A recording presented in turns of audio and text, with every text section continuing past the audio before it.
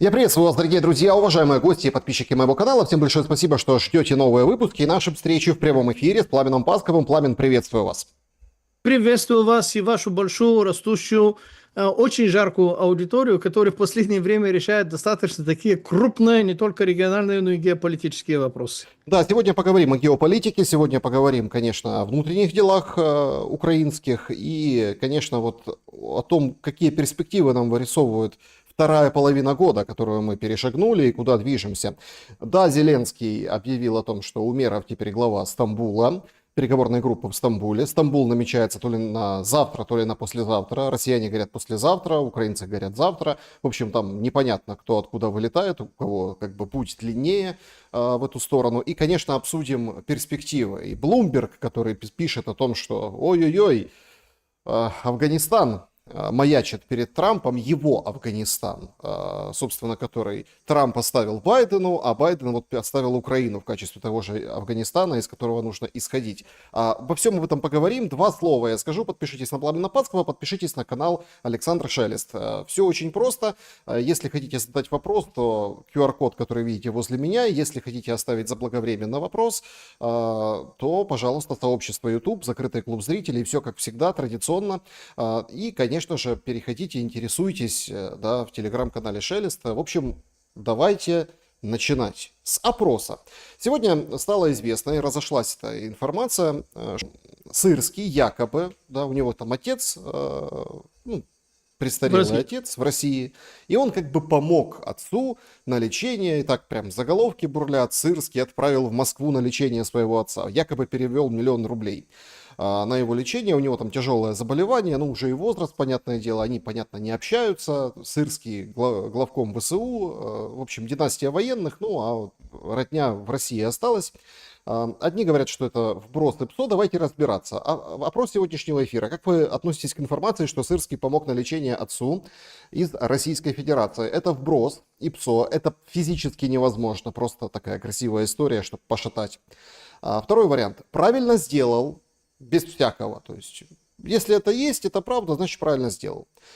Или это зрада зрадная, то есть ужас, кошмар, куда мы катимся, ничего себе, открываются глаза, да, на то, что у высшего эшелона власти, например, у Подоляка, например, у Сырского и у многих других есть родственники с российскими паспортами, более того, живущие на территории России. Ну или еще один вариант ответов, какая разница, на войну это никак не повлияет. Что вы думаете по поводу этой истории и как бы проголосовали в вопросе? Я бы проголосовал, если это правда, правильно сделал. Потому что все остальное, конечно, идет в сторону, потому что род, семья, отец – это просто настолько святое, что уж, извините, никакие политесы здесь даже рядом фотографироваться, либо даже обсуждаться не будут. И, естественно, частично последний вариант ответа – это никак не повлияет на ход войны, да, не повлияет. Честно, я с трудом себе представлял действительно, как он мог бы помочь своему отцу, когда банковские системы полностью закрыты, наличными курьерами там передавать это, мягко говоря, спецназ и всякое такое. Это не мне решать. Во-первых, я не знаю, насколько этот казус правильный, вы и сами в этом не уверены, потому что это может быть информационным вбросом, но если он это сделал, если этот казус существует, правильно сделал, отец именно, то есть сын именно так должен относиться к отцу, никак по-другому. Никакие политесы рядом не должны стоять, все. А это потому и, знаете, вот раздражитель определенный. Вот поэтому мы выносим этот вопрос. Просто интересно, как проголосует аудитория, потому что давайте будем откровенны. Тот факт, когда вот, например, сейчас Зеленский зачищает НАБУ и специализированную антикоррупционную прокуратуру, там, ВАКС, антикоррупционную инфраструктуру. Судя по всему, сегодня будет попытка проголосовать через парламент подчинение генпрокурору, ну, то есть назначенному Зеленскому, генпрокурору, вот этой антикоррупционной ветке, там накрыли очень много кротов, выписали связи там с бывшими депутатами, охрана Януковича, в общем, детектив и вообще просто такой рассадник кремлевских агентов получился в НАБУ. НАБУ, которые пришли за Зеленским, которые там на Чернышова возбудили дело, доказали, и сейчас оно продолжается. Тут под залогом ходит бывший министр национального единства, а это близкий к самому Зеленскому. Кто-то говорит, что это к окружению близко подобрались, а кто-то говорит, что к самому Зеленскому, поэтому он лютует. И там в материалах дела фигурирует: ой, смотрите, мать получала пенсию ДНР. Ну, если она в Донецке, понятное дело, что она в возрасте и получает пенсию. То есть это такой тест на человечность. То есть пенсия не должна быть предметом, родственные связи не должны быть предметом, нужно разделить эту войну. Ну, ни у кого не получается. Что вы думаете по поводу вот такой спирали, да, круговорота, который засасывает вот этих кремлевских агентов, которых нашел Зеленский, и под какими поводами сбивает антикоррупционную инфраструктуру? А он специально кривляет душой. Он специально врет и переводит стрелки. Потому что вот эта ваша служба, она абсолютно аналогичная другой нашей болгарской службой. Она, конечно, называется по-другому, но суть, смысл, содержание и функции у нее абсолютно одинаковые. И это прокси финансовый спецназ демократической партии США. Почему финансы? Потому что это ребята, которые должны следить там, где идут какие-то американские инвестиции. В сторону Украины идут, мягко говоря, какие-то сложные, но зато большие потоки американских, ну, если не инвестиции, какие-то финансовые и другие потоки. Следить за тем, как тратятся деньги американских налогоплательщиков, делать аккуратные компроматы на все, которые этим злоупотребляют, для того, чтобы от них потом получить определенную политическую функцию и поведение, и послушание, либо брать их за жабры под названием «коррупция», они облагаются налогами, значит, это не лоббизм, и, соответственно, их четвертовать публично показательно для того, чтобы показать, что американский налогоплательщик защищен и за его деньгами следят даже за рубежом. То есть абсолютно такое есть везде. До недавнего времени подобное было и в России. Я не буду уточнять, когда и как. Это другой длинный интересный вопрос, но такие службы на фактически внешнем подчинении были. То есть сейчас Зеленский, вы использовали там слово «защищают». По-моему, он просто ее блокирует и сводит ее деятельность на нет, просто потому, что, как говорится в этой там, ну там, пословице об этих службах расследующих органах, главное не выйти на себя. Так вышли на него. Раз вышли на него, значит, ему нужно не просто защищаться, а уничтожать те, которые вышли на него. И раз это американцы, демократы, ну уж извините, демократия дело такое святое. Демократическая партия святее всех демократических партий мира. И вообще мы Байдена любим, чтим и готовы и на все. Там, ради... ну, чтобы он вышел на Зеленского, и чтобы этот компромат угрожал власти, и не только власти, но и свободой, и не только свободой, но и жизнью. Ну, а как иначе? Поэтому, естественно, он не может прямиком сказать, эти демократы или под, скажем так, давлением республиканцев нынешних, которые стали вообще-то задавать вопросы, как тратятся деньги американских налогоплательщиков на Украине, кто там злоупотребляет, почему результатов нет, почему наступления нет, почему прейскуранты такие, почему утечки есть, почему такие левые компании усваивают наши деньги, потом мы находим и Starlink, и Джавелины и любого другого вооружения, за исключением пока что Патриота на вторичном, на сером и на черном рынке, в том числе и на мексиканском, который потом стреляет по американским, понимаете ли, не правозащитникам, а органам правопорядка, что называется. У них совершенно разумные, рациональные, фактические, документально подтвержденные, основательные вопросы. И эти вопросы стучатся в одном большом центре под названием Владимир Зеленский. Владимир, который Александрович и Зеленский, тем более. Поэтому они вправе это сделать. Но почему они делают это сейчас? Слушайте, по-моему, кто-то из американских этих самых буквально на днях сказал, что надо как-то готовить Залужного взамен Зеленского, и надо как-то Зеленского, ну, понимаете ли, отправлять, ну, если не в футиль, то в какую-то пенсию, а вот посмотрим мы на вид пенсионного обеспечения, будет ли и как, и не будет ли это за счет местного украинского, либо даже местного американского налогоплательщика, ну, на Гуантанамо-Бэй, например, вот так, с каким-то пайком, там, сухим, не сухим, мокрым, неважно каким, вот такие, понимаете ли, соцобеспечения, иждивенца хотят из него сделать, и совершенно очевидно, что ему вот эта идея, хотя она сильно творческая, но ему как творцу не сильно творчески понравилась. началось. И Зеленский начал защищать первый рубеж, первый, скажем так, линию, не то что оборону, линию атаки. Вот это эти финансовые ребята. Правда, эти финансовые ребята, это ему не российская армия, там, которые там в окопах, и не российские дроны. Эти финансовые ребята, они не ту собаку съели, не ту Америку переламывали, и не тех еще таких кадров, сильно покруче, чем Зеленского, в том числе на земле американской, переламывали, как орешки вообще-то. Поэтому, если они за ним взялись, он, конечно, может там хозяйничать и безобразничать и много чего сделать с этими вашими местными, ну, назначенцами внешних кадров. И очень быстро вот эти так называемые местные придут ребят покруче, и он пожалеет об этом. Я сильно удивлюсь, если до конца года эти компроматы финансовые и обвинения, не только компроматы, в адрес Зеленского персонально, ну и какой-то там коллективно около него, не будут звучать с больших американских таблоидов, которые мы регулярно обсуждаем, что они там сказали, что они публиковали, кто что, и будет звучать имя Зеленского только уже не с этим героическим, жертвенным, сакральным, можно сказать, знаком, как звучал, ну, почти 3 года, сейчас уже 3,5 года скоро стукнет, ну, почти 3 года звучало почти так сакрально, героически, Геракль какой-то, понимаете ли, нашего времени, политический Геракль, и вообще-то жертва всех жертв, что называется, будет звучать с другим знаком. Знаком, который нам очень хорошо известен. Если он будет упираться и не будет прекращение огня, прекращение военного положения, назначение выборов, не участие в этих выборах, либо участие в качестве количества, чтобы проиграть по возможности с достоинством. Ну, невозможно проиграть с достоинством, но не суть.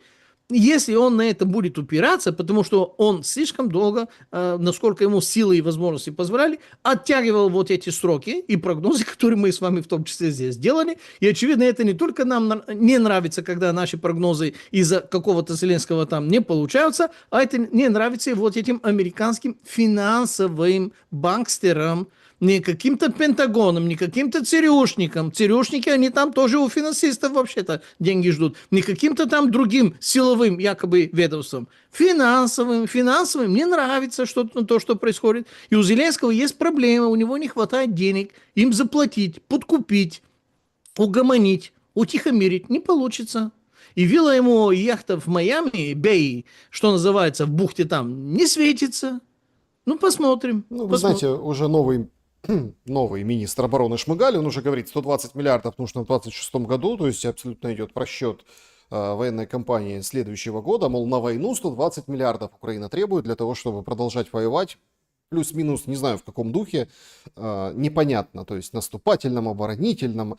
Сейчас какая-то вот странная история, все говорили о том, что будет наступление Украины какое-то где-то, потом сейчас опять замолчали, ждут наступления Российской Федерации, но пока Стамбул.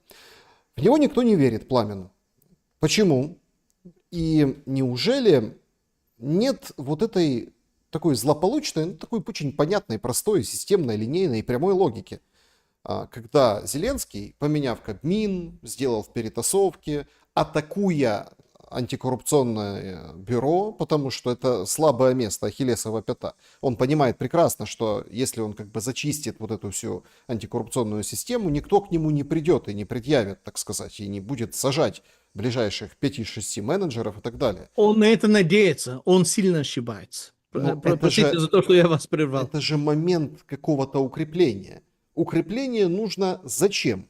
Ровно для того, чтобы принимать какие-то непопулярные решения. Плюс еще, конечно, вот эта детская, ну, абсолютно показная, да, вот как мы видели во время возобновления Стамбула, когда Зеленский прилетел в Анкару, говорит, Путин, я здесь, приезжай. Ну, сейчас он продолжает эту линию, что, мол, сейчас мы вот сделаем 3-й раунд Стамбула, и это будет предтеча, прелюдия какая-то к встрече лидеров.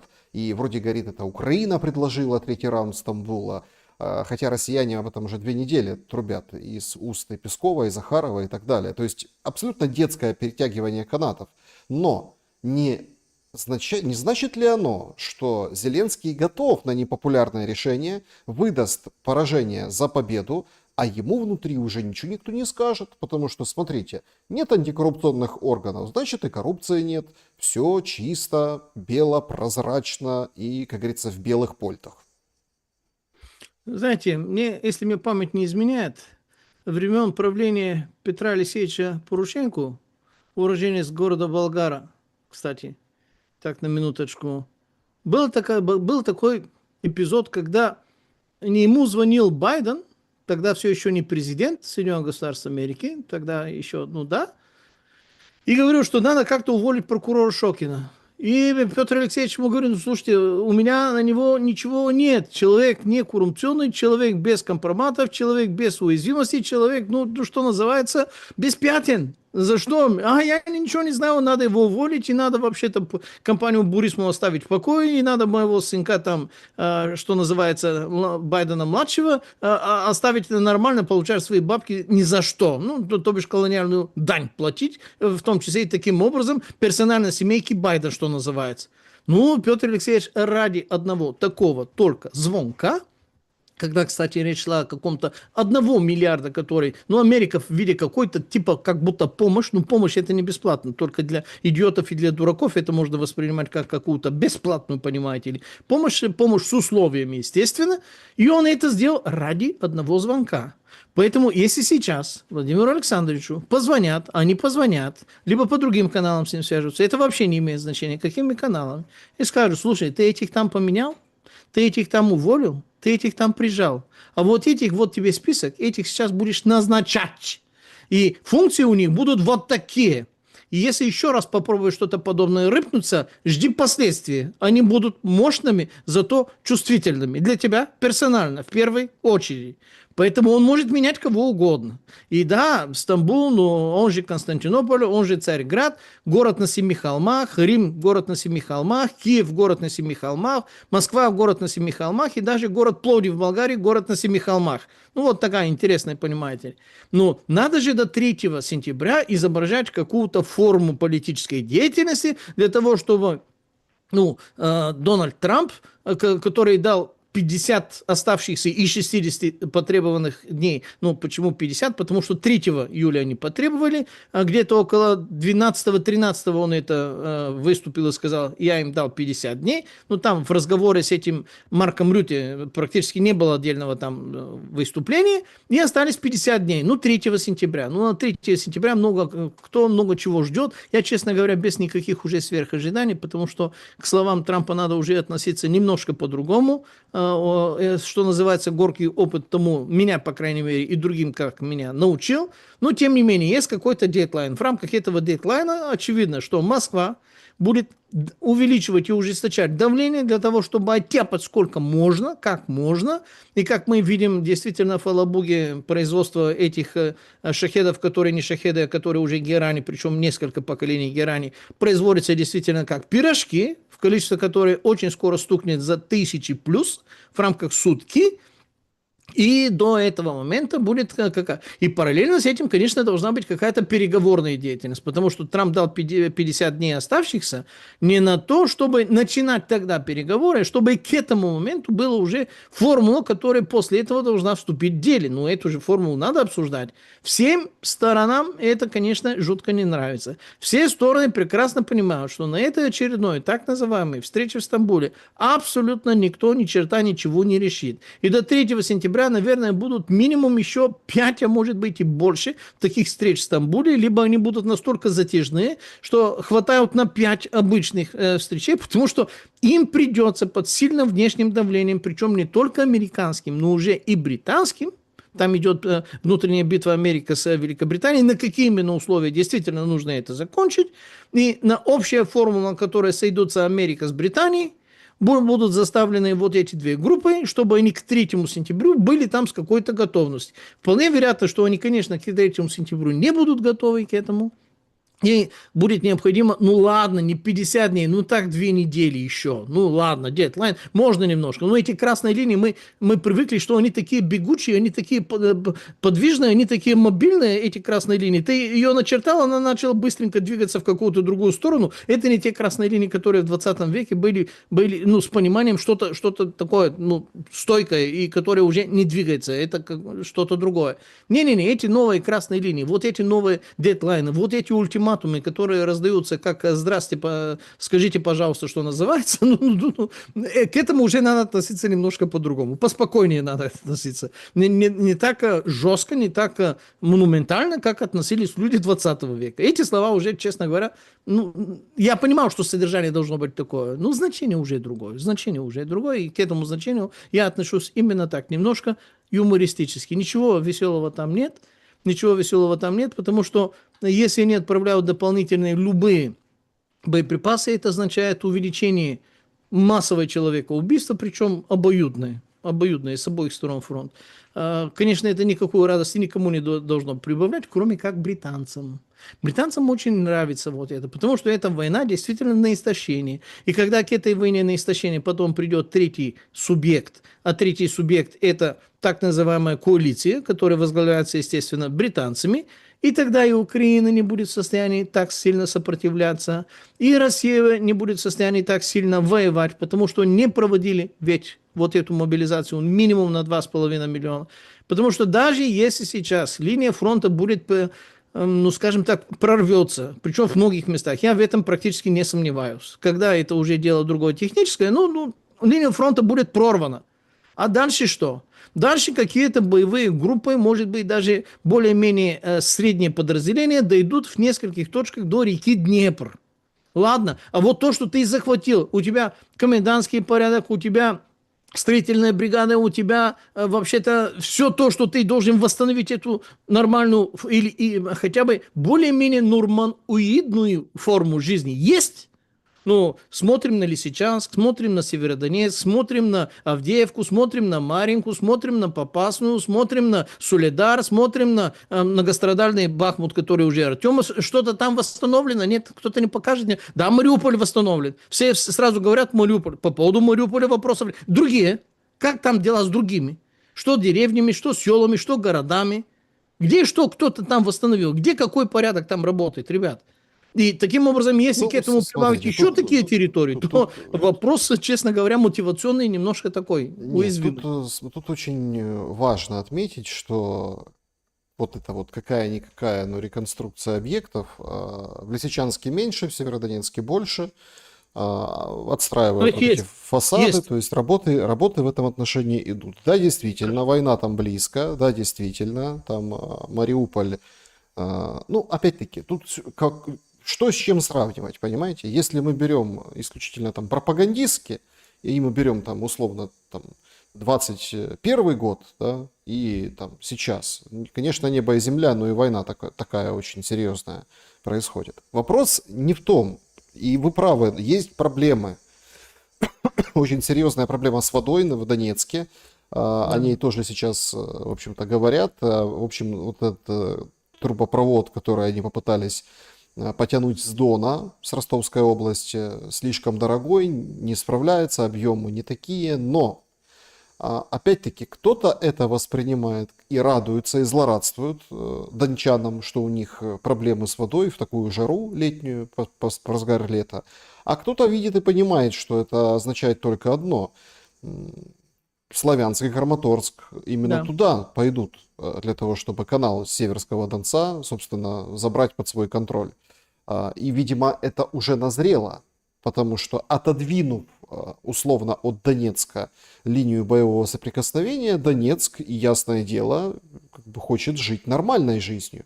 И, миллионный город как-никак. И, соответственно, появляется запрос на движение дальше. Тут немножко, если надо оценивать, немножко можно и так оценивать, конечно, говорить, что, смотрите, россияне ничего не могут сделать, такие-сякие, криворукие, там даже дончанам воды не могут дать. Но с другой стороны, если стратегически повернуть, то тут 100% задача будет выходить на границы Донецкой области везде. Тем более, что по границе Днепропетровской и Донецкой они маршируют. Покровск, тот, который в Фортете, вчера приходят неимоверные кадры, значит, там уже работает спокойно, там близко уже, россияне подходят к Покровску, и уже непосредственно работает FPV, уже там просто не поездишь на пикапах вооруженным силам Украины, устраивают засады, проникают ДРГ в сам город, и там ДРГ эти прикрывают то же самое дроны. В общем, война уже непосредственно в Покровске, и пойдут дальше. А сколько успеют, как вам кажется, за вот эти 50 дней? Почему вы считаете, что, ну, вы, конечно, ничего не ждете, я жду дни, когда горят костры рябин по Шафутинскому, но какая есть реальная возможность, скажем так, выйти на границы Донецкой области у россиян до 3 сентября? Не, да, если вот так поставить именно такой вопрос, такой конкретикой, такая реальная возможность есть.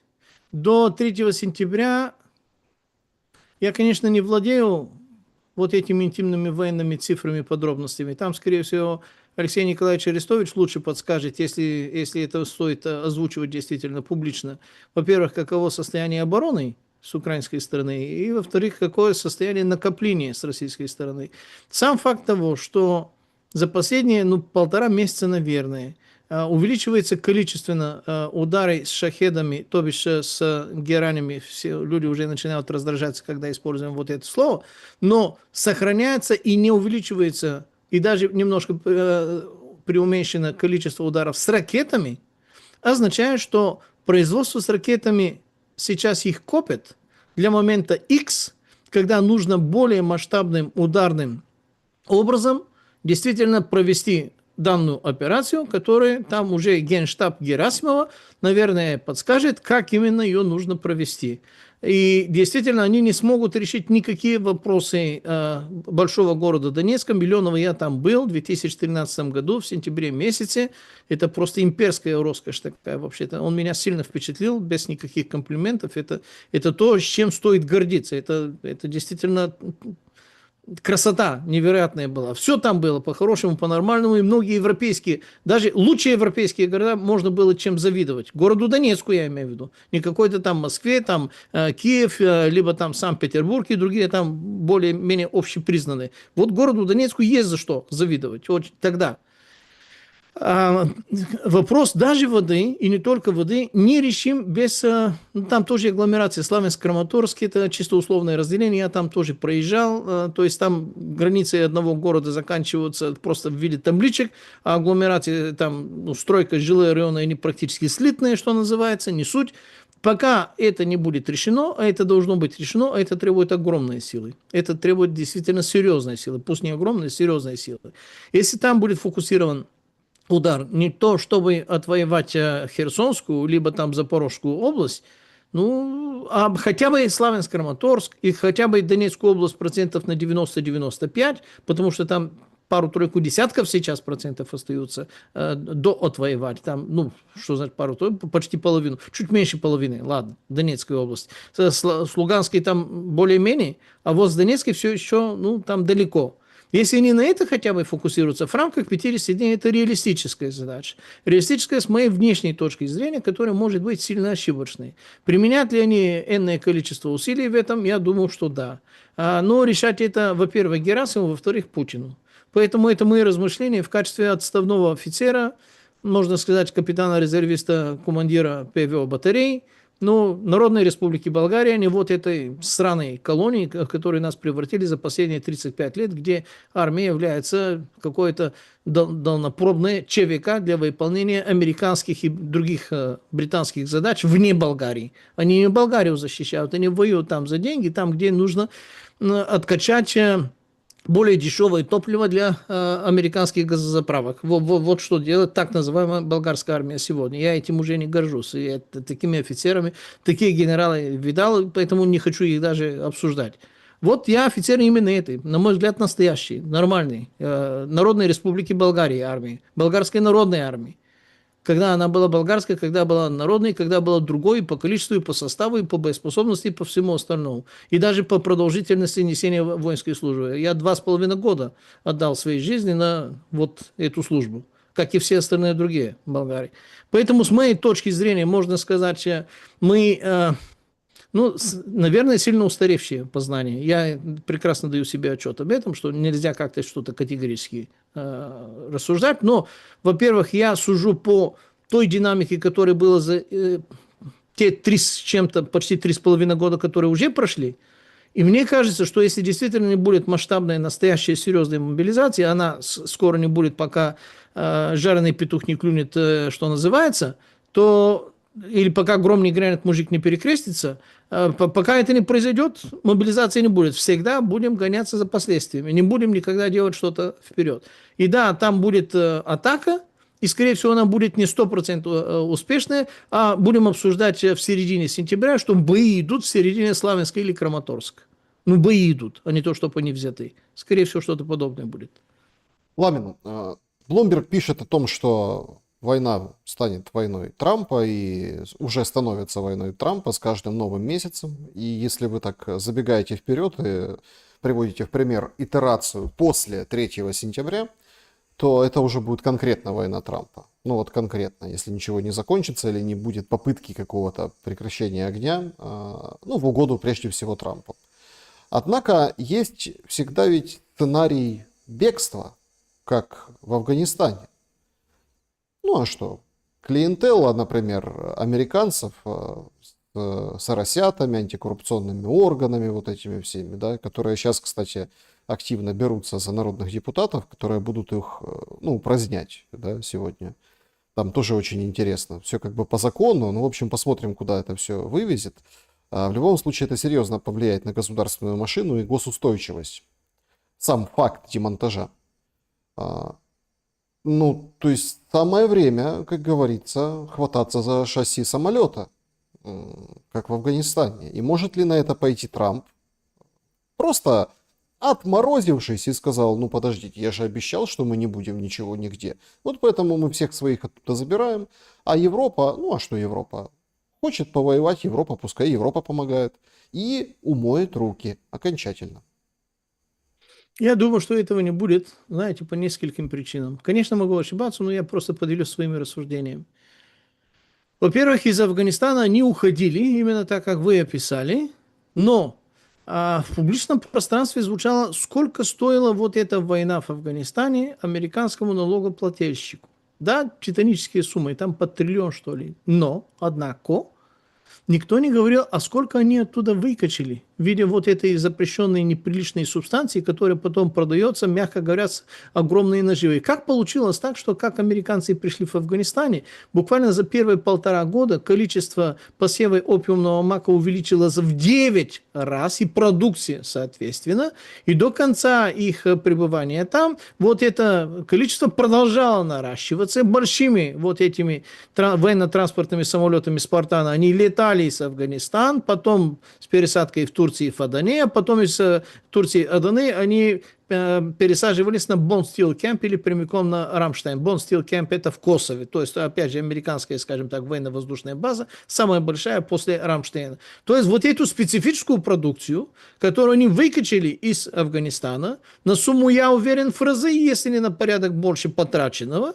ну, да, они просто нам показали счет, где указано, сколько потрачено, сколько они вывезли. Ну, как можно признаться, ребята, мы это самое, мы столько, мы так, мы вообще-то столько операций профинансировали, потом Агенция национальной безопасности, ЦРУ и все остальные 16 другие силовые ведомства, вообще банкстеры были счастливы, все были счастливы, много чего там мы смогли сделать. Такое публично не скажешь. Говорят про это самое, и когда вот это, грубо говоря, дошло до точки некоторого исчерпания вот этого смысла, финансового, экономического, политического и другого смысла, и химического в том числе, нашлись какие-то другие более-менее, скажем так, приближенные, менее сложные, и с нормой прибыли, с нормой наценкой там и всякое такое побольше, и вот это стало уже не нужно.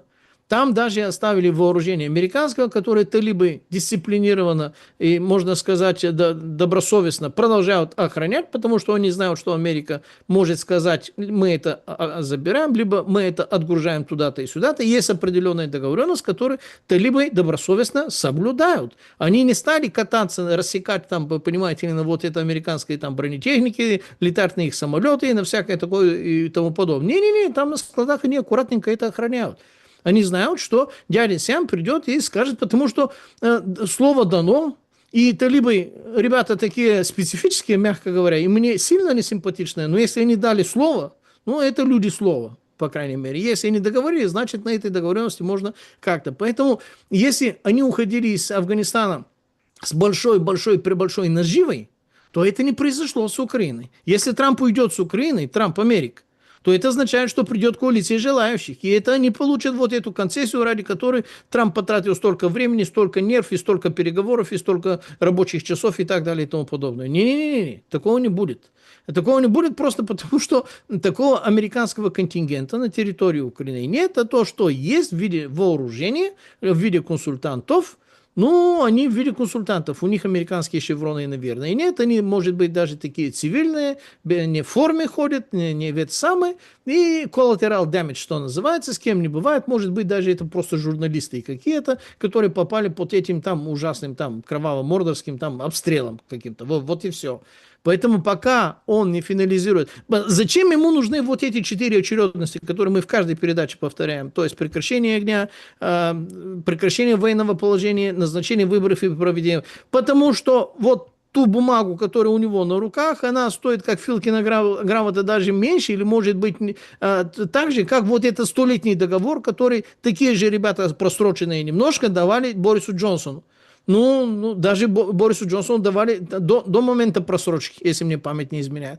Соответственно, Трампу нужна, чтобы была ратификация вот этого документа, нового, настоящего, по крайней мере, с англосаксонской точки зрения президента, новой, настоящей легитимной Радой, и они должны это ратифицировать. Если они это ратифицировали, и эти 4 условия сделаны, можем приступить к извлечению и разведке вот этих недр, которые на 50+% наши, согласно вот этой бумажке. Если мы уйдем, либо мы прекратим, придут вот эти. Да, у них помощи и возможности сильно меньше, но они-то придут. А если нас нет, то тогда они могут оказаться достаточными для изменения, как мы у них отобрали вот эту концессию, они могут обратно получить свой 100-летний договор. Не-не-не, Трамп не уйдет. Если уйдет, это будет в силу действительно обстоятельств непреодолимой силой. Например, Йеллоустонская кальдера там действительно бабахнула, опять появились там видеоролики, сообщения, как животные действительно покидают. Я не знаю, какого свежести вот эти ролики, которые последние пару недель стали появляться. Говорят, что свежие, хотя всякое может быть, конечно, но если там кальдера начинает просыпаться и ФЕМА действительно начинает делать планы, как эвакуировать штат Монтана, там 1 с чем-то населения, и штат Уайоминг, там, который там в этом районе, то да, вот такой форс-мажор может изменить то, что мы сейчас обсуждаем. А так, чисто по логику вещей, Трамп не уйдет, Америка не уйдет. Америка будет дозировать капельным образом, сколько и как надо, для того, чтобы это продолжалось, и для того, чтобы оказывать нужные болевые политические воздействия и Зеленскому, и Путину, в первую очередь, конечно, Путину, потому что Зеленский более-менее уже, его взяли за все причинное место, что называется. Есть такая индийская пословица: поймать слона за причинное место, все остальные части тела придут сами к тебе. Зеленского дальше, что называется, по списку. Так что не уйдет. Пламен, а что тогда в этой игре из себя представляет маниакальное желание встречи лидеров как бы по итогам Стамбула или в рамках Стамбула? Зачем Зеленский хочет призвать Путина встречаться с собой? И возможно ли это встреча до встречи Путина и Си Цзиньпина, на которую, может и Трамп явиться в Пекин? День Победы все-таки во Второй мировой, 80 лет. Я думаю, что такая встреча не будет. Зеленский это прекрасно знает. Именно поэтому так рьяно топит. Он это топит именно потому, что... Сейчас выключим то, что не должно быть. Он на это топит именно потому, что знает, что такое не будет. Во-первых, нет предмета этой встречи. Во-вторых, Зеленский вспоминает свой звездный миг, когда говорил «стадион так стадион», и у него это с Порошенко получилось шикарно. Причем стадион так стадион, он говорил не в статусе нынешнего Зеленского, уже мультимиллиардера, который, наверное, рассматривает Петра Алексеевича Порошенко как абонента социальной помощи, а рассказывал, как шеф 95-го квартала, только что тепленький все еще с сериала «Слуга народа», у которого была поддержка, там говорят, Коломойского, не знаю насчет Коломойского, потом ему не поздоровалось, насколько мне известно, это уже другая история, но там он выходил, скажем так, не с той уверенностью, не с той солидностью, и он рассчитывал единственно только на вот эти артистические приемы, которые аккуратно были разработаны вот этими уже американскими и в первую очередь британскими консультантами. Американские консультанты приготовили Петра Алексеевича Порошенко, чтобы он принял свое поражение не сильно брейкать, КС. Потому что если американцы и британцы тогда не вмешивались, не то, что Зеленский не выиграл бы вот эти выборы 2019 года, его не было бы физически, невозможно было бы найти к моменту выборов. А когда кого-то нет, тогда, когда его совсем нет, когда его уничтожили. Потому что, уж извините, тогда к этому моменту не просто административный ресурс Петра Алексеевича Порошенко, но и весь финансовый и другой теневой, темно-серый и откровенно черный ресурс был у него в руках. Не было бы вот этой внешней воли, которая, как по поводу прокурора Шокина звонила, никакого Владимира Александровича Зеленского мы сегодня не обсуждали бы. Была бы совершенно другая повестка.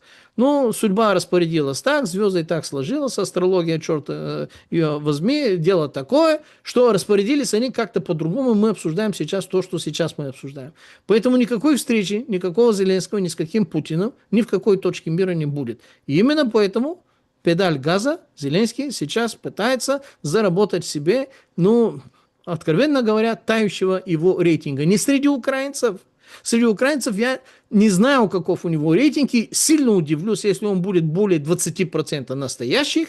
Если у него рейтинг среди украинских гражданинов, проживающих на территории Украины, более 20%, это очень тяжелый диагноз по поводу Даннинг-Крюгера. Большинство населения Украины, которое пало жертвой, причем окончательно, надеюсь, поворотно, не бесповоротно, а поворотно, вот этому зомбу-ящику, который извергает определенное количество качественной дезинформации и привела людей в когнитивный диссонанс, не понимая то, что происходит в мире около них, и причинно-следственной связи вот того, что с ними происходит.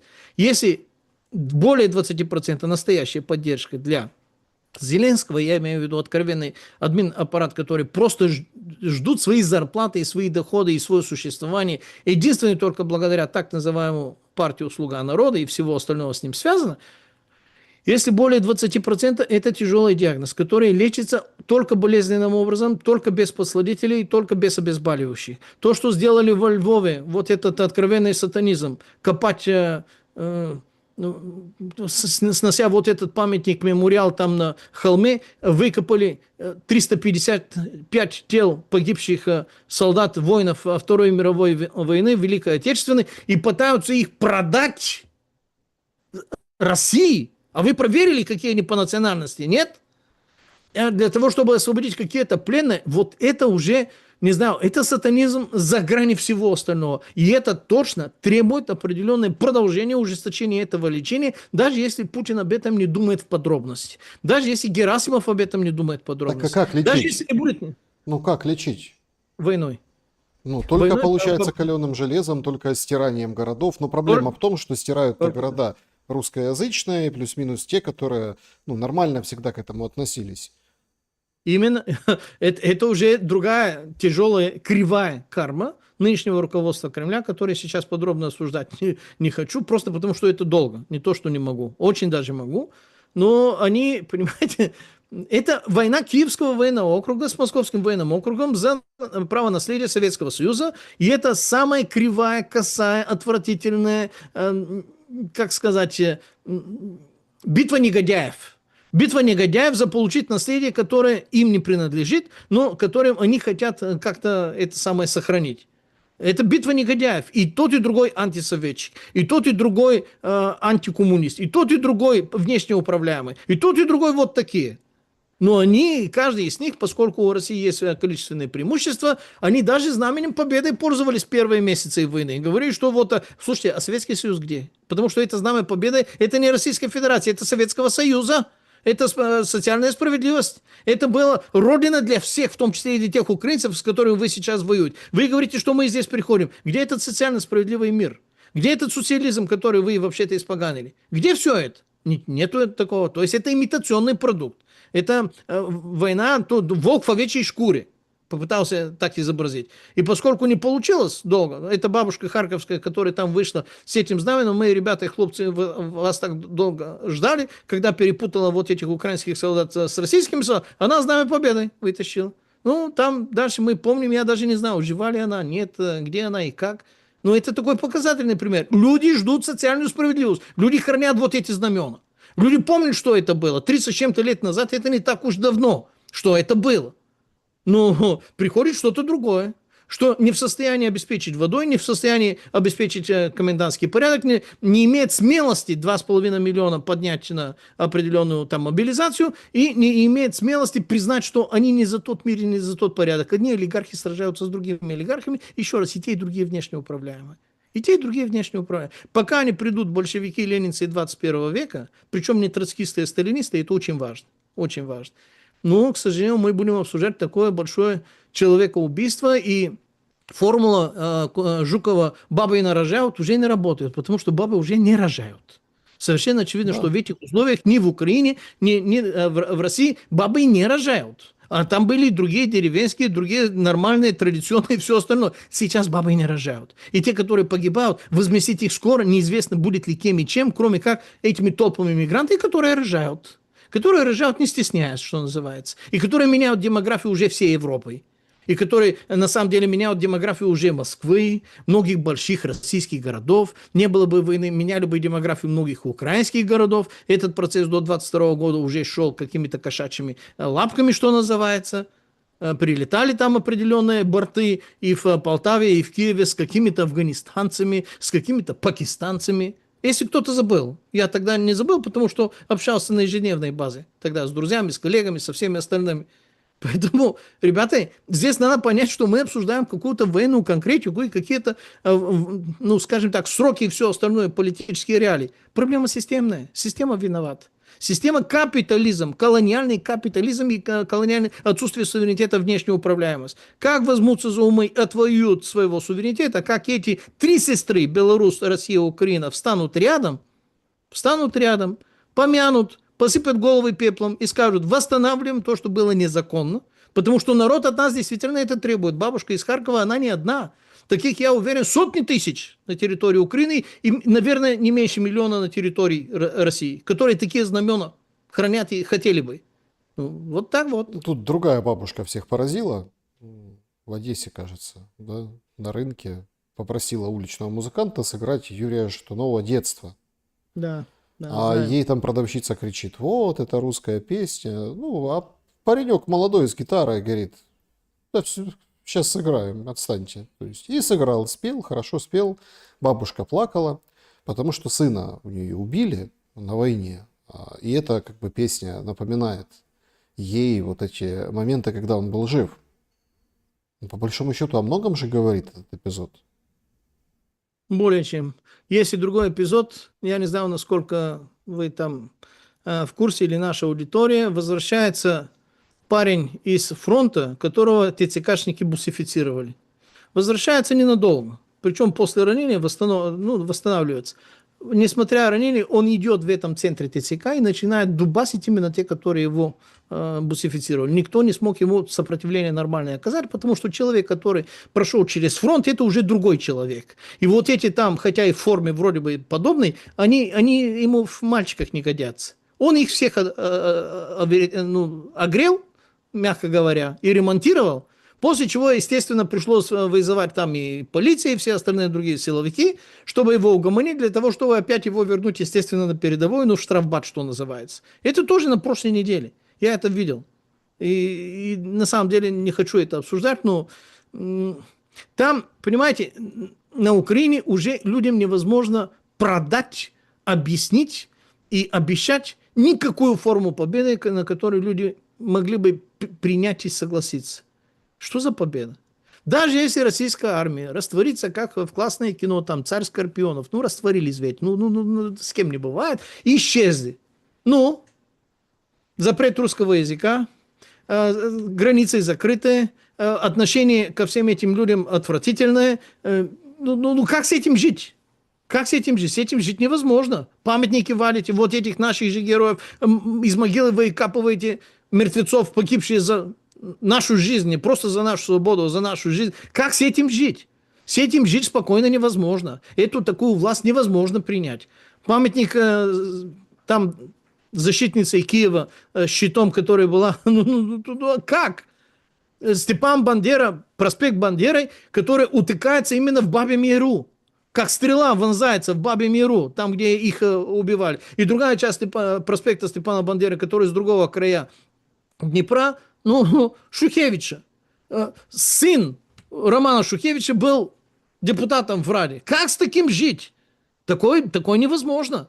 Либо уносить многие это уже сделали, более 10, некоторые говорят, более 15 миллионов, но те, которые там остаются, это тоже невозможно так жить. Ну, мадяры сейчас поднимаются, мадяры на ножи. Ну, думаете, Орбан или мадяры там спокойно на это посмотрят? Или они не подумают, как воспользоваться тем, что основная силовая часть Украины там, Орбану тоже политический рейтинг нужен. Эти мадяры тоже обладаются, которые в Ужгородской области притяжателями и венгерских паспортов, они тоже гражданины Евросоюза.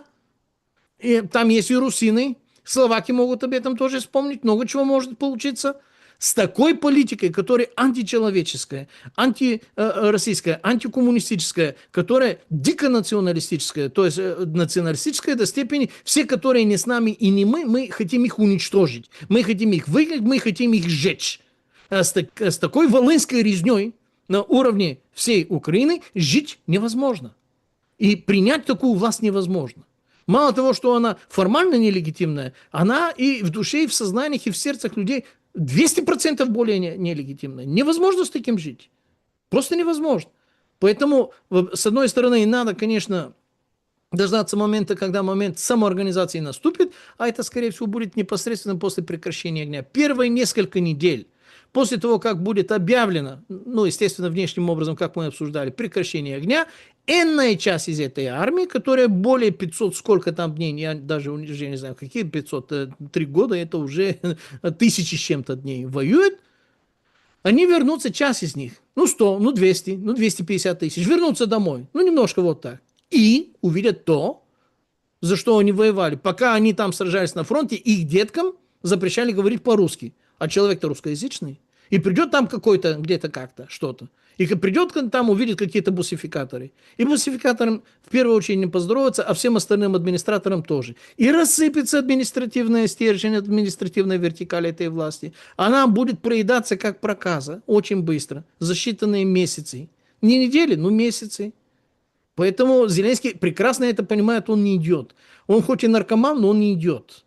И он прекрасно понимает, что будет прекращение огня, вернется даже часть из этой армии, причем даже может вернуться та часть из этой армии, которая не воевала, которая на границе с Белоруссией, там вообще-то корол дает, и придется встречаться с другой действительностью и реальностью, которой ему не совладеть. И тогда опять будет вспоминать, причем с какой-то такой романтической ностальгией, кадры из сериала «Слуга народа», когда он был один в городе Киеве, все пусто, все люди, не-не-не. Смотрите, а вот давайте так. Хорошо. Вот Песков выходит, комментирует. Мы в прямом эфире просто. Друзья, пожалуйста, поставьте лайки, напишите, что думаете. Отметьтесь в комментариях тоже. И доголосовывайте, пожалуйста, в нашем опросе сегодняшнем. Ну вот выходит Песков, говорит, что Москва рассчитывает на проведение переговоров на этой неделе. Точную дату сообщат, как только будут готовы. Потому что чехарда. Украина заявляет завтра, Россия послезавтра. Вроде как на этой неделе. Тема украинского урегулирования настолько сложная, что достижение договоренности об обменах или возвращении тел – это уже результат. Мол, радуемся тому, что есть. Поводов, чтобы рассчитывать на прорывы в ходе нового раунда переговоров, нет. И дал понять, что личная встреча Путина и Зеленского, которая призывает украинский президент, пока не рассматривается, поскольку еще предстоит много поработать. Это вот свежее заявление Пескова, которое вот только что прозвучало, то, в принципе, о чем мы с вами говорим. Но у меня тогда возникает другой вопрос. Я его задаю достаточно давно. Еще там до санкций, да, после санкций, неважно. Но если Путин видит, что условно... Те же просто забывали, да, вот если мы так посмотрим в сухом остатке, а кто инициировал те прекращения огня, которые были? Надо же украинцам четко дать понять, что были прекращения огня. Были, да, инициированы российской стороной. Украина брыкалась, отбивалась, что-то получалось, не совсем получалось. Пасха прошла нормально. То есть мы помним эти все моменты. Просто что такая динамика событий, что все уже и забыли. На самом деле есть нормальная рабочая история. Почему Путину самому не перехватить эстафетную палочку и не сказать, значит так, окей, прекращаем огонь. Ну и дать, например, там не 3 дня, не 2 дня, там не день, а там дать, например, 2 недели. Ну вот, например. Конечно, сейчас там напишут в комментариях, и все будут говорить, это будет это остановка, это вот они же российские войска на марше, а тут надо остановить машину, а это потом надо идти. Ну так, а политический результат, на который рассчитывает Кремль, тогда же вроде как ближе становится. Почему? Ну, или чтобы не давать Зеленскому еще больше выглядеть мальчиком пай перед Трампом? Или в чем задача? Почему нет вот этой инициативы от Путина? Ну вот на не 30 дней, как там нам, да, говорят, а на какой-то другой срок, там на недельку или, например, там на 2. Ну вот сыграть на понижение. Почему Путин не играет в эти игры, как вам кажется? Потому что прав премудрый Конфуций, который говорил, что миром правят не цари и армии, а символы и знаки. Потому что эти перемирия были привязаны к конкретным символам и знакам, к Рождеству Христову, к Пасхе, к другим именно подобным датам, которые были общие для обеих сторон фронта. То есть, таким образом, Кремль подавал сигнал украинскому населению и украинским бойцам, что мы свои, мы одной кровью, мы с вами, поэтому это наш общий праздник, давайте вот так. Сейчас никакого подобного такого праздника не светится и нет. Если Кремль сейчас будет такое предлагать, никто с другой стороны фронта это не поймет. Более того, никто не поймет и это и с российской стороны фронта. Поэтому никакие подобные действия я не ожидаю. Хотя по поводу Стамбула, знаете, вы правы, я это на самом деле опустил. Единственное дельное, что можно действительно получить от этих стамбульских переговоров в рамках этих 50, уже меньше, конечно, дней, это то, что, дай бог, хотя бы будет продолжаться обмен пленными, погибшими. Хотя бы вот эти чисто гуманитарные моменты, потому что пока идут эти переговоры, война продолжает идти, пока не происходил обмен всех на всех, ни пленных, ни убиенных, поэтому пока идут переговоры, убийства будут продолжаться, жара есть, соответственно, давайте лучше хотя бы трупы тех и других отдавать, чтобы они там дальше занимались этим самым. То есть я думал, что вот это встреча в Стамбуле, по сути, превратится в каком-то эдаком, мягко говоря, странном, но каком-то ритуальном агентстве, которое будет решать именно вот эти гуманитарные специфические вопросы. Все остальные вопросы будут словоблудием, либо будет извержение какого-то политического шума для того, чтобы мы с вами это обсуждали, не более чем. Ну, Единственное дело будет именно гуманитарное не составление. знаю, я как бы все равно. Если сильно постараться, то и даты можно найти. Вот можно найти. Вот смотрите, 28 число. Не то, что Зеленский объявил праздником в Украине, да, на 2 недели раньше, согласно вот этим новым календарям, которые сейчас, ну, как бы возвели. А 28 число июля, день крещения Руси. Ну, вот чем не день, чем не дата. То есть, Да, вы тоже... правы. Вот это важно. Согласен. Да. Это в этом годится. Это серьезная дата. Серьезная дата. Полностью с вами согласен. Даже обсуждать не буду. И я помню, как это до войны отмечали. От Львова до Луганска приезжали российские и украинские рок-группы с большими концертами, давали их, да, и на Владимирской горке, как все выступали, и все как бы праздновали там 1020-летие крещения Руси, ну и так далее, там какие-то 1025-летие, ну вот эти все даты. Поэтому, как бы, если захотеть и постараться, то можно найти и такие поводы, и такие даты, которые были бы символическими и объединяющими. Друзья, давайте подведем итоги нашего опроса. Как вы относитесь к информации, что Сырский помог на лечение отцу из России? 7% считают вбросы, и ПСО это просто невозможно. 10% зрада зрадная. 30% на войну это никак не повлияет. Мол, какая разница, да, то есть правда, неправда, какая разница. Ну и 53% тоже, наверное, правда, неправда, больше половины говорят, что, слушайте, правильно сделал, то есть с вами солидарны люди. Значит, нормальных людей все равно сильно больше, чем те, которые, зрада, мрада, перемога, вообще-то ухилянты и так далее, истерику. Вот с этими орками, которые выползают и потом кричат и носятся из берлоги АУН-УПА, Ну, слава богу, их меньшинство. К сожалению, у них пока что организованное меньшинство, они при власти, то есть организации здесь у них больше, внешние организации, это не их заслуга. Но слава богу, что нормальных людей всегда больше, чем ненормальных. Соответственно, нормальные люди должны принять на себя эту горькую ношу, самоорганизоваться, как бы это ни было тяжело, потому что иначе будет еще тяжелее, и противостоять любыми средствами, подобные тем, которые я видел, ну, это в Хмельницком, что ли, либо в Каменце-Подольском, они уже даже почти подростки стали охотиться на эти ТЦКшники. Там 13-15-летние пацаны, которые не призывные, но в каком-то уже более-менее подростковом, таком мышечно-тестостероновом возрасте, что называется, группами определенными, вот самоорганизации, что называется, кидаются, как молодые волки на этих там форминах, и капитальный ремонт ему устраивают на все опорно-двигательные системы и внутренние органы в том числе. И я эти кадры видел, из дрона, причем из дрона.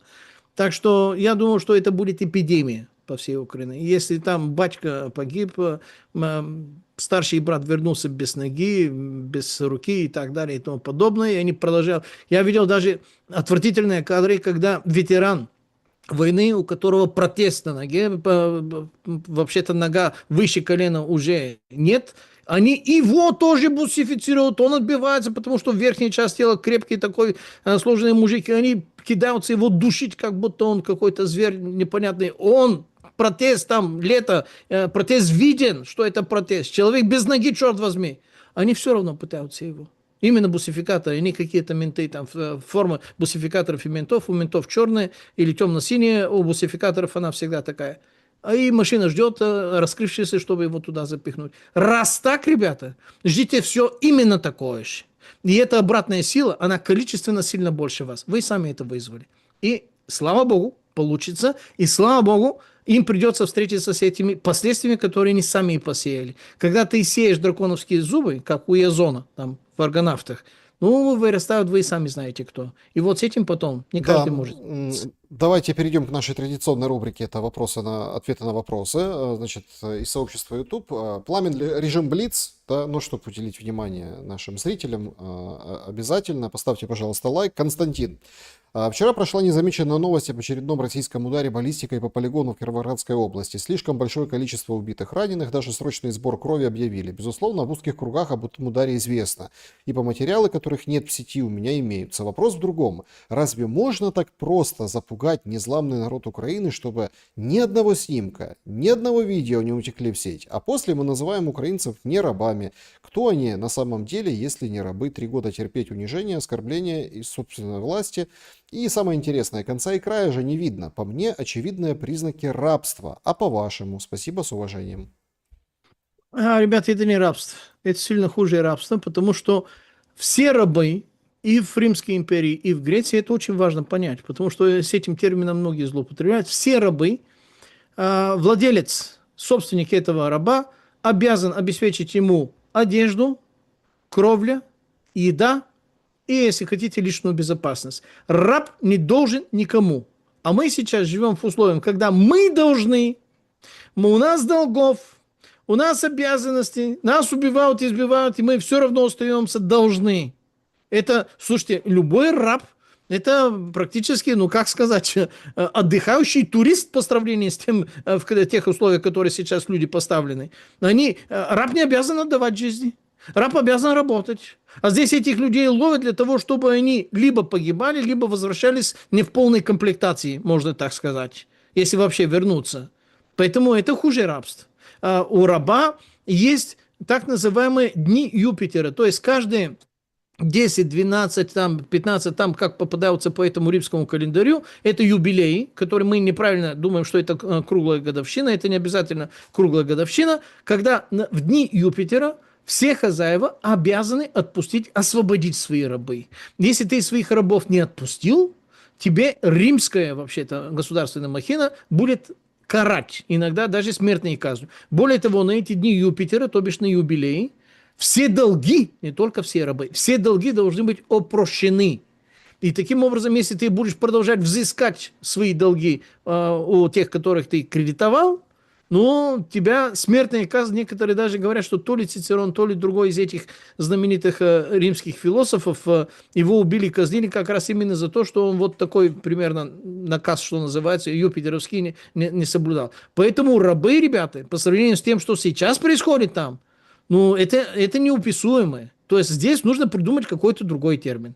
Я с этим термином рабства не соглашусь. То, что люди там не фотографировали, ну, смотрите, ситуации разные бывают. Если это приходит прилет в город, ты можешь это сфоткать, да, 15 лет тебя грозит, это безусловно, это страшно опасно, и это на твой страх и риск, но ты можешь остаться, ну, более-менее, скажем так, а там, если это прилетало на какой-то изолированный участок, где в воинской части всякое такое, то что, боец, что ли, будет доставать на глазах у всех остальных и проситься на 15 лет тюрьмы? Ну, физически Да, невозможно, конечно. логично. Мирослав, здравствуйте. Почему мировое сообщество не обращает внимания на грубое нарушение прав человека в Украине? Или людям просто запудрили мозги инфомусором, чтобы они не видели реальных проблем? Спасибо. А вы мне не укажете адрес, фотографию, электронный адрес и либо телефон международного сообщества? Есть там такое? Нам пудрили мозги вот этим клише, которое по сути означало, что несколько глобальных, хорошо организованных смрадов, средства массовой рекламы, агитации и дезинформации изображали из себя, видите ли, голос какого-то международного сообщества. И если они на кого-то тыкнули пальцем, сказали, ну, это террорист, значит, все должны туда его, да, убивать и охотиться. Если они тыкнули пальцы на Аль-Джулани, что это уже белый, пушистый, демократический, вот итальянский у него костюм, все должны с ним фоткаться, обниматься, ручкаться и так далее и тому подобное. Какое мировое сообщество? Всем наплевать. Никакая хартия прав человека. Какие международные законы? Какие внутренние законы? Живем в условиях, где сила права замещена правом силой. Это более чем очевидно последние, ну, 50 плюс лет.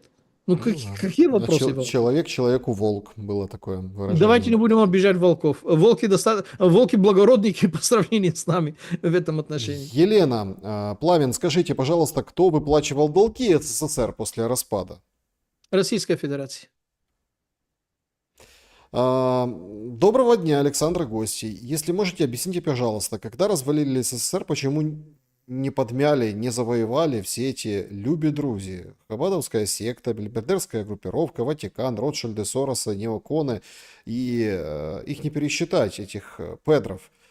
Побоялись, упустили момент или все-таки подмяли уже, кроме Беларуси? А финал вот этого вопроса самый важный. Кроме Беларуси. На самом деле и Белоруссию. Потому что и Белоруссию они охватили до 1994 года, когда к власти, на самом деле для меня мистическим образом пришел к власти Александр Григорьевич Лукашенко. Мне очень хочется, чтобы жизнь так распорядила, чтобы я смог взять у него либо интервью, либо там поговорить с ним, чтобы он рассказал, что и как именно произошло именно в этом же 1994 году, что изменило курс развития Беларуси, потому что такие неожиданности и сюрпризы, ну, это очень интересно узнать именно от главного участника вот этого процесса. А то, что почему они не подмяли, как раз именно они именно это и сделали. Потому что их технология до этого момента предполагала, и она была разработана так. Мы не приходим своими войсками, мы не приходим своими губернаторами от первого лица единственного числа. У нас уже есть технология неоколониального управления. Она подразумевает, что мы туда ставим наши тренированные кадры из местных, чтобы местные ненавидели своих. Ну вот эти наши кадры из местных, наши собачьи сукин сын, что называется, они будут делать все это дело за нас. Мы поставим туда только смотрящие в виде там губернатуры, ну, которое называется посольством, конечно. И НКО, которые будут следить за всеми этими процессами, будет давать направление вот этими процессами, Сорос и все остальные.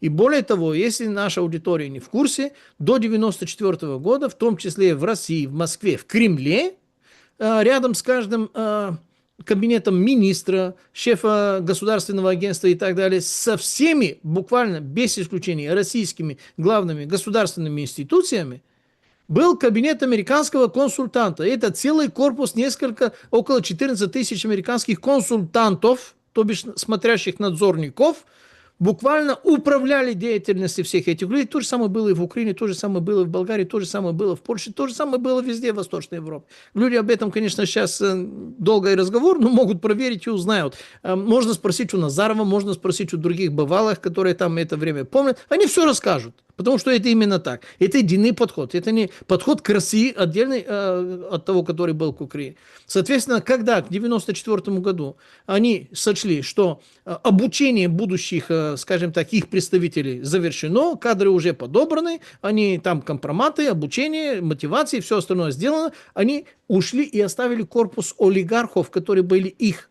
сукиными сынами на этих территориях. Потому что у каждого олигарха все счета, все регистрации были офшорные в юрисдикции стран, которые управляют и занимаются управлением вот этих процессов. Каждый олигарх, хотя выглядел зажиточным, не бедным человеком, на самом деле был жутко подневольным, даже если у него бы наблюдались какие-то остатки какого-то патриотического настроения, либо какие-то патриотические намерения, либо мысли. Более чем на вербальном уровне никакой олигарх не смог позволить себе ничего, кроме как жесткую колониальную повестку, которая требовалась и соблюдалась, еще раз, генерал-губернатуре под названием посольства и НКО, огромные сотни миллионов фонда из Сороса. Что сказала Виктория Нуланд 2014 года? Ребята, мы здесь потратили 5 миллиардов долларов за последние, не помню, там 10 или 15 лет. Мы вложили в вашу церковь, мы вложили в ваших институтах, мы вложили в ваших СМИ, мы вложили в ваших там художественно-творческой интеллигенции, мы вложили во всех уровнях. Сейчас пора забирать наши за то, что мы заплатили. Виктория Нуланд, черт возьми, эта запись все еще живая в интернете. Поэтому, раз они вложились, они пришли забирать свое. Не 5 миллиардов они пришли забирать, они пришли забирать триллионы. Мы это уже уточняли. Так, значит, следующий вопрос. Украинские Су-27 залетели на территорию Румынии, прячась от российских ракет. Почему Румыния так снисходительно отреагировала на фактический перенос Украиной боевых действий на ее территорию? Ведь российские ракеты, гонящиеся за украинскими самолетами, непременно полетят за ними и на территорию Румынии. Не совсем непременно, как оно на самом деле и получилось, то есть не залетел. Почему Румыния к этому, вернее, что значит Румыния? У Румынии есть политическое руководство, у Румынии есть население, которое к этому относится, мягко говоря, сильно отрицательно, а политическое руководство вынуждено, мы видели, как строится, как ставятся уже политические руководители в виде там премьер-министра и президента Румынии на те выборы, которые мы уже обсуждали. То есть политическое руководство у Румынии такое жестко внешне колониально управляемое, что оно обязано сделать именно то, что они сделали, то есть ничего не делать.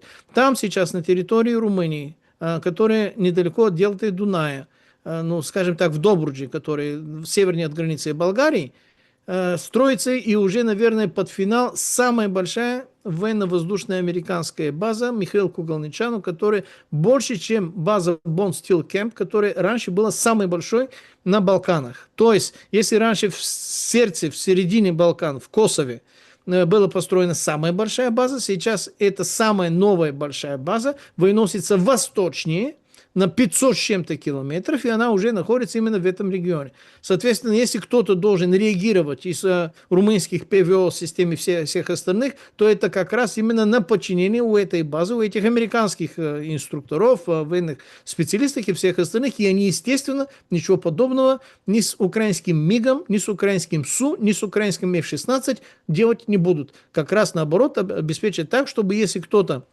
с российской стороной зашел на территорию Румынии, по возможности пальнуть местным ПВО так, чтобы его притормозить либо сбить. Вот и ответ. Да, друзья, всем большое спасибо за то, что побывали на сегодняшнем эфире. Пламен, я благодарен вам за время и мысли. Друзья, братья, сестры, не друзья, враги, боты и все остальные. Господа офицеры и все остальные непьющие. Выключите, пожалуйста, телевизоры, включите мозги, и все у вас приложится. Всего вам доброго, будьте с нами, продолжение следует. Берегите себя, всем добра и света. Увидимся обязательно. До скорого.